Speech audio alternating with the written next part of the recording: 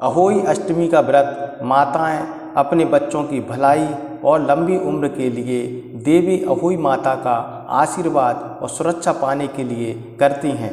अहोई अष्टमी एक महत्वपूर्ण हिंदू त्यौहार है जो बच्चों की तरक्की और दीर्घायु के लिए देवी अहोई या अहोई माता का आशीर्वाद पाने के लिए मनाया जाता है।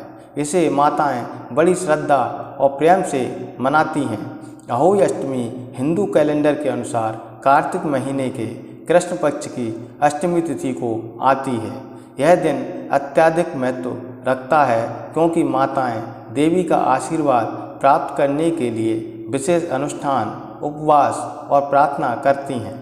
आइए जानते हैं इस साल कार्तिक माह के अहोई अष्टमी व्रत की तिथि, मुहूर्त और रविवार 5 नवंबर को मनाई जाएगी। अष्टमी तिथि का समय 5 नवंबर दोपहर 1 बजे से शुरू होकर 6 नवंबर सुबह 3:18 तक रहेगा। अहोई अष्टमी का पूजा का मुहूर्त 5 नवंबर शाम को 5:42 से शुरू होकर 5 नवंबर शाम 7 बजे तक रहेगा।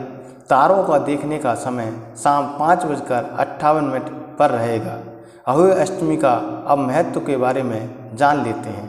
अहोई अष्टमी हिंदू समुदाय विशेषकर माताओं के लिए गहरा सांस्कृतिक और धार्मिक महत्व रखती है। ऐसा माना जाता है कि देवी बच्चों के स्वास्थ्य, खुशी और समृद्धि की रक्षा करती है, उनकी वृद्धि और विकास सुनिश्चित करती है। अहोई अष्टमी का त्यौहार एक माँ और उसके बच्चे के बीच के गहरे रिश्ते के बारे में है। माताएं अपने बच्चों के कल्याण के लिए अपने गहरे प्यार, भक्ति और प्रतिबद्धता को व्यक्त करने के लिए कठोर व्रत रखती हैं, विस्तृत अनुष्ठान करती हैं और व्रत कथा सुनती हैं।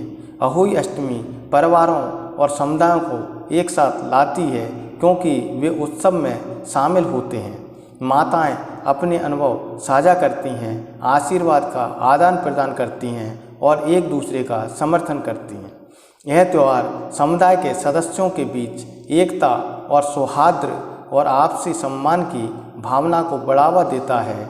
जैसे करवा चौथ व्रत पति की सलामती और लंबी आयु के लिए होता है, उसी तरह अहोई अष्टमी व्रत संतान के जीवन, दीर्घायु और उज्जवल भविष्य के लिए रखा जाता है। भूलकर भी यह काम नहीं करना चाहिए। अब जानते हैं अहोई अष्टमी के दिन व्रत रखने वाली महिलाओं को क्या नहीं करना चाहिए। महिलाएं इस दिन अपनी संतान के लिए देवी अहोई या अहोई माता से मन्नत मांगती हैं और निर्जल व्रत रखती हैं। शाम को तारों को देखने के बाद व्रत खोलती हैं। व्रत करने वाली महिला को इस दिन धारदार वस्तुओं का इस्तेमाल करने से बचना चाहिए, जैसे सुई, चाकू जैसे किसी भी नुकीली वस्तु का इस्तेमाल नहीं करना चाहिए। हिंदू धर्म में व्रती महिलाओं को अहोई अष्टमी के दिन के समय सोना भी नहीं चाहिए। पूरे दिन माता का ध्यान करें, ऐसा करने से आपका व्रत का फल पूरा मिलता है। शाम को तारों को अर्घ देते समय महिलाओं को धातु का ध्यान रखना चाहिए। इस दिन स्टील से बने लोटे का इस्तेमाल करें। इस दिन तांबे का इस्तेमाल वर्जित है। व्रत करने वाली महिलाएं पूरे दिन अच्छे विचारों को मन में लाएं, किसी के साथ बुरा व्यवहार न करें और वाणी पर नियंत्रण रखें। महिलाएं इस दिन मिट्टी से जुड़ा कोई भी काम न करें। अहोई अष्टमी के व्रत में महिलाओं को मिट्टी से जुड़ा कोई काम नहीं करना चाहिए। इसके अलावा भूलकर भी खुरपी का इस्तेमाल नहीं करें।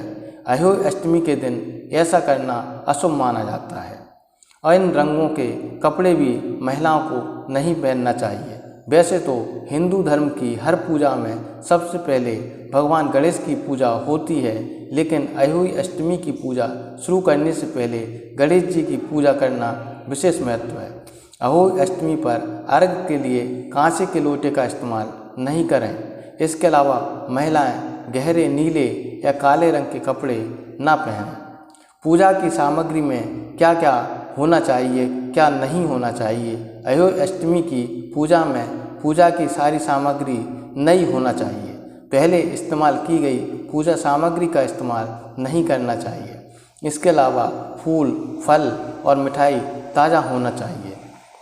खाने बनाने में भी कुछ चीज़ों का इस्तेमाल नहीं करना चाहिए। अहोई अष्टमी के व्रत के दिन खाना बनाने में प्याज, लहसुन और तेल आदि का इस्तेमाल ना करें। और आपने गौर किया होगा कि किसी भी प्रसाद में लहसुन और प्याज नहीं डाला जाता। कहा जाता है कि लहसुन की उत्पत्ति राक्षस से हुई थी, इसलिए पूजा पाठ के किसी भी काम के लिए इसके इस्तेमाल नहीं किया जाता। गलती से भी घर में किसी बड़े बुजुर्ग का अनादर न करें। अहोई अष्टमी के व्रत में जिस करवे में जल भरकर रखा जाता है वो वही करवा होना चाहिए जिसका उपयोग आपने करवा चौथ पर किया है।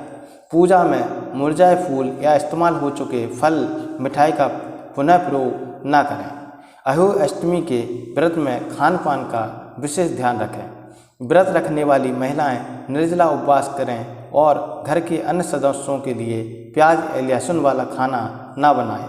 हो सके तो इस दिन सात्विक भोजन का ही सेवन करना चाहिए।